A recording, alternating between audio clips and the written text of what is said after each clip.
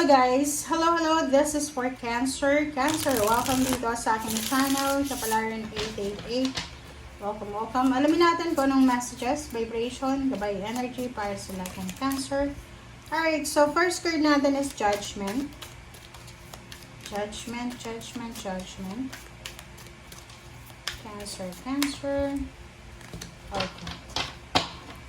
Okay. First card mo dito is Judgment. Second card ay Ten of Pentacles, Cancer. Next is Queen of Wands. This is Fire Sign energy. This is Water Sign energy. Okay, so tingnan natin. Cancer. This is for Cancer, guys. I hope na makuha nyo yung message. And kukunin natin yung second deck message para sa lahat ng Cancer.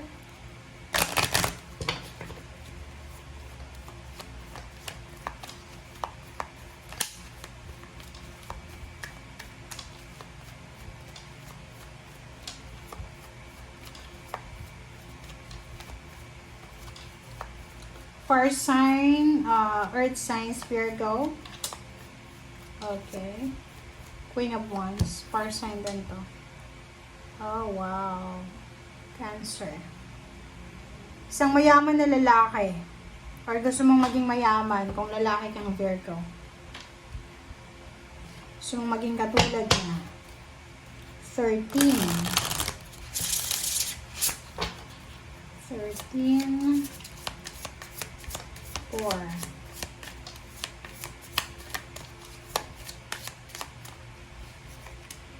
Alright, so truth and integrity. Okay, Judgment. First card mo dito, Cancer, is Judgment. Sinasabi ng bara sa'yo dito na answering the call to action creates new opportunity. So, like, lumabas ka sa comfort zone mo. This answering the call is kailangan natin na gawin kung ano yung dapat natin gawin. Huwag natin na kontrahin kung ano yung sinasabi sa atin ng universe. Sabi ng universe, oy, magpahinga ka. Tapos, trabaho ka ng trabaho. So, yung sabihin, kinokontra mo. Kailangan dito, answer the call to action para sa bagong opportunities. Okay? Sinasabi ng bara sa'yo dito na kailangan nating i-check kung ano yung ginagawa natin sa everyday. Diba? Kasi minsan masyado na tayong pagod, masyado na tayong traumatized sa sitwasyon, masyado nang hindi maganda yung takbo ng buhay natin, but still, you're fighting. So, kailangan mong i-check, okay? And sinasabi ng bara sa'yo na maraming pagkakataon.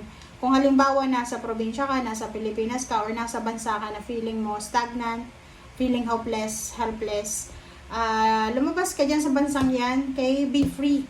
Sinasabi ng baraha sa'yo na you can always call on your natural confidence. So, be confident, lumabas ka dyan, and hanapin mo kung saan ka magiging steady. Hanapin mo kung saan ka magiging stable. Okay? Kasi, sinasabi ng baraha na may nakalaan na malaking halagang pera or swerte sa buhay mo sa isang lugar na nakapangalan sa'yo. Okay? This one is travel. So, yun. Cancer. Ang sabi sa'yo dito, isang desisyon ang kailangan mong gawin para makaalis ka sa kahirapan, para makaalis ka sa stagnation emotional, para magkamal ka ng limpak-limpak na salapi. You need to travel, you need to relocate. Kailangan mo ng pagbabago, kailangan ng aksyon. Okay? Kung hindi ka masaya, kung feeling mo nagtatrabaho ka sa bansang yan na wala namang nakukuha, wala ka namang naiipon, oras na para hanapin natin yung pagbabago. Okay? Make your decision and take action with confidence. Okay? Travel, relocation, movement. Yun yung kailangan. Alright, so let's clarify. Para to sa mga Cancer.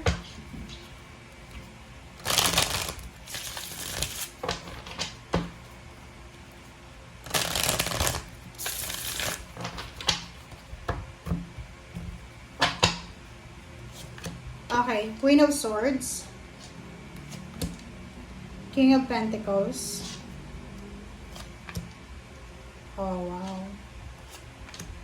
Makaka-resonate ka sa Pisces, panoorin mo.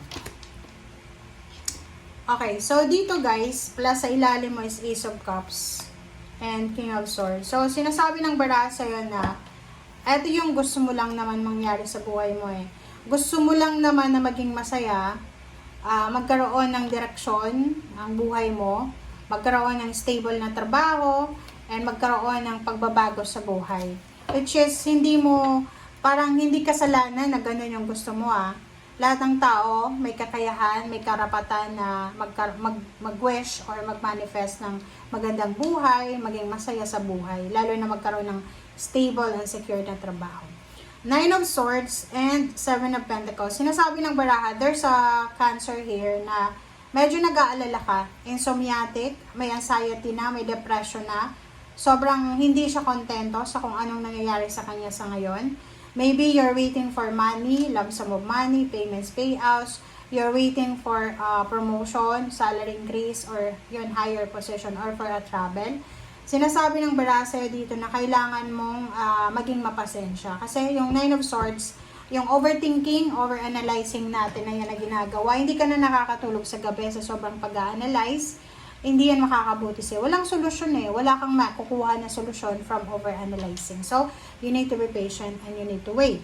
Because, dito sa 3 cards na to, sinasabi na isang new beginning, isang pagbabago, isang journey ang tatahakin mo, isang change, isang decision, isang action ang gagawin mo, Cancer, na posibleng magdadala sa'yo ng swerte. Swerte sa relationship, swerte sa pera, or swerte sa lugar. Sinasabi ng baraha sa'yo na kailangan nating maging positibo sa araw-araw kasi pag masyado tayong negative, hindi makakapasok yung swerte sa buhay mo. And makikita mo dito sa mga baraha mo na to, sinasabi sa'yo na isang decision mo lang wag nating i-take for granted yung decision making kasi minsan isang decision lang pwedeng magbago yung takbo ng buhay ng tao. Marami akong nakita na lalo na yung mga tao na parang kontento sila sa kung ano man ang blessings sa matanggap nila, small or parang mga small blessings lang sa probinsya, lalo sa probinsya.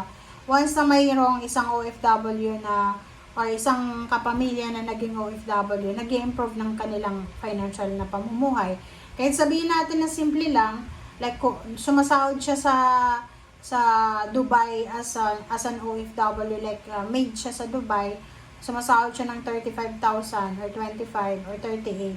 Tapos nagpapadala siya sa Pilipinas ng maybe 10 o mayroon pa siyang natira. Tapos hindi naman siya maluho, wala naman siyang pinagagastusan, wala naman siyang pinapag-aral.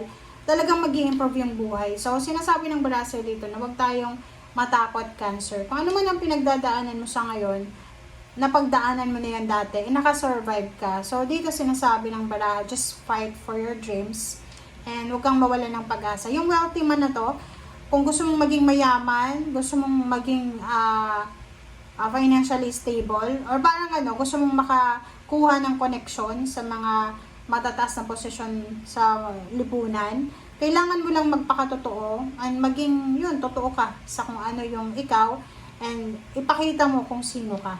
Okay? So, yan guys ang sinasabi ng baraha. Maraming salamat and see you again. Bye!